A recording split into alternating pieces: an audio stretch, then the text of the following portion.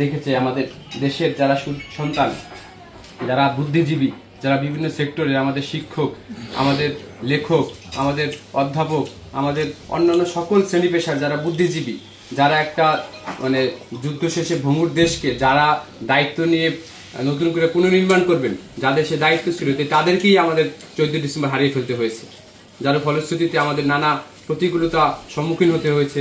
যেহেতু একটা যুদ্ধ বিধ্বস্ত দেশে মেধাই সবচেয়ে বেশি দরকার হয় নতুন করে পুনর্নির্মাণ করার সময়, কিন্তু সেই মেধাকেই আমরা মেধাকে শূন্য করে দেওয়া হয়েছিল সেই 14 ডিসেম্বরে। তো এই দিন আসলে আমরা তাদের কথা স্মরণ করি, তাদের শ্রদ্ধা ভরে স্মরণ করি, এবং তারা থাকলে যে আমাদের দেশটা আরো বেশি অনেক দূরে এগিয়ে যেতে পারতো সেটা আমরা আমাদের স্মরণে আসি এই দিনে। তারপর আমরা বিজয়ের পরে এই পর্যন্ত যে সমস্ত মানে উন্নয়নের মধ্য দিয়ে গেছি তার আরো বেশি ত্বরান্বিত হতে যদি তারা মানে আমাদের মাঝে বেঁচে থাকতেন।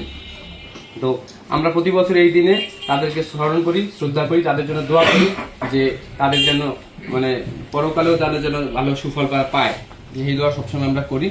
তো আজকে আলোচনা অনুষ্ঠানে আমাদের বিভিন্ন বক্তা আমাদের এই দিবসের তাৎপর্য ধরে উল্লেখ করে বিভিন্ন কথা বলেছেন। মানে ব্যক্তিগত যে সমস্ত কিছু মানুষের ব্যক্তিগত চলে আসছে যে তারা তাদের কিভাবে তাদের বাবা মাকে হারিয়েছে, তাদের আত্মীয় স্বজনকে হারিয়েছে, সেই বেদনা আমাদেরকেও ছুঁয়ে যায় সবসময়। তো আমরা আর একটা আক্ষেপের বিষয় হচ্ছে আমাদের বীর মুক্তিযোদ্ধাদের বয়স হয়ে যাচ্ছে, আমরা তাদের মুখ থেকে তাদের এই যে গল্প শোনারও মানে সৌভাগ্য আস্তে আস্তে হারিয়ে ফেলতেছি।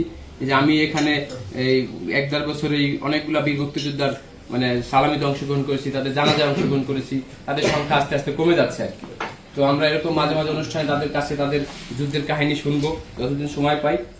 আমি আর আজকে বক্তব্য দীর্ঘায়িত করবো না, আর অন্য একটা প্রোগ্রাম আছে আমাদের 16 ডিসেম্বর সামনে পরশুদিন আমাদের পাইলটের মাঠে অনুষ্ঠান 9:30 আপনারা সকলেই অবগত আছেন, আপনাদেরকে দাওয়াত দেওয়া হয়েছে। আমি এই মঞ্চ থেকে আমি সকলকে আবারও দাওয়াত দিচ্ছি যে আমাদের 16 ডিসেম্বরের সকল প্রোগ্রামে আপনারা সকলে অংশগ্রহণ করবেন।